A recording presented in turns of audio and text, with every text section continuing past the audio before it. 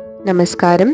இன்னைக்கு நம்ம சேனல்ல பட்டு புடவைய எப்படி துவைக்கிறது, எப்படி வாஷ் பண்றது அப்படிங்கிறத பார்க்கலாம். ரூல் நம்பர் 1 என்னன்னு பார்த்தீங்கன்னா, பட்டு புடவையை துவைக்கவே வேண்டாம். சில்க் சாரீஸ் எல்லாம் நீங்கள் வாஷ் பண்ணவே தேவையில்லை. ஃபங்க்ஷன்லேருந்து வந்த உடனே அப்படியே ஃபேன் காற்றுல நல்லா ட்ரை பண்ணிவிட்டு திருப்பி எடுத்து மடித்து உள்ளே வச்சுட்டேன்னா ஆச்சு. சில்க் சாரீஸை என்றைக்குமே வாஷ் பண்ணக்கூடாது. வாஷ் பண்ண அதோட லைஃப் போயிடும். ரெண்டாவது, சில பேர் இப்போ ட்ரை கிளீனிங் கொடுக்குறா.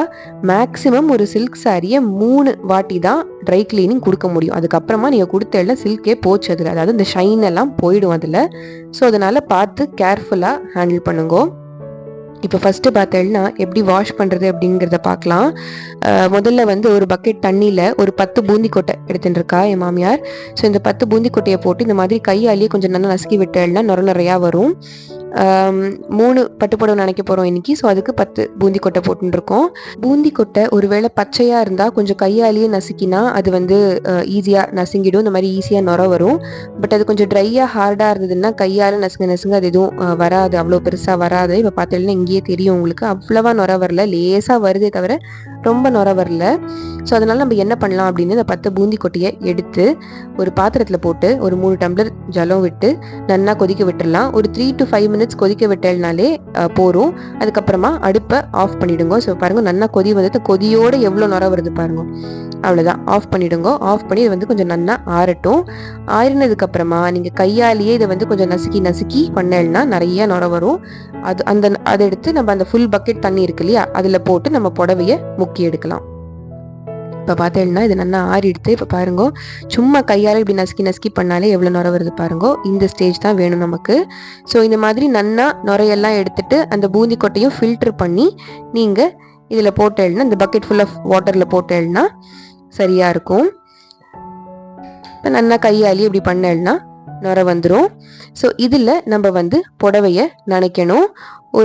நனைச்சு ஒரு 5 minutes நீங்கள் விடலாம். ப்ரொவைடட் உங்கள் சில்க் சாரியோட கலர் எப்படி போகிறது அதெல்லாம் பார்த்துக்கோங்க நீங்கள். ஏன்னா சில சில்க் சாரிலாம் அப்படியே உள்ளே போட்ட உடனே ஃபுல் பொல எல்லா கலரும் போயிடும். ஸோ அதனால ஜஸ்ட் அது டக்குன்னு நினச்சி டக்குன்னு வெளில எடுத்துடணும். அந்த மாதிரி சில சாரீஸும் இருக்குது. சில சாரீஸ் இப்போ பாருங்கள், என் மாமியார் போடுறா, இதெல்லாம் ஒன்றும் அவ்வளோ பெருசாலாம் ஒன்றும் கலர்லாம் போகல, சாதாரணமாக தான் இருந்தது. அதனால இதெல்லாம் கொஞ்சம் பரவாயில்ல. பட் சிலதெல்லாம் நீங்கள் ரொம்ப கேர்ஃபுல்லாக இருக்கணும். போட்ட உடனே அப்படியே பயங்கரமாக கலர் போயிடும். ஸோ அந்த மாதிரி இல்லாமல் இப்படி எப்படி போடுறது அப்படிங்கிறத பொறுத்து நீங்கள் பார்த்துக்கோங்க. ஸோ போட்ட உடனே அவ்வளோ கலர் போச்சுன்னா டக்குன்னு உடனே முக்கி உடனே எடுத்து ஒரு தடவை திருப்பி ஃப்ரெஷ் வாட்டரில், இப்போ நம்ம ரீத்தா போட்டிருக்கோம் பூந்தி கொட்டை போட்ட தண்ணி இது இல்லாமல் ஃப்ரெஷ் வாட்டரில் ஒரு தடவை நனைச்சி பிழிஞ்சு உணர்த்திருங்க.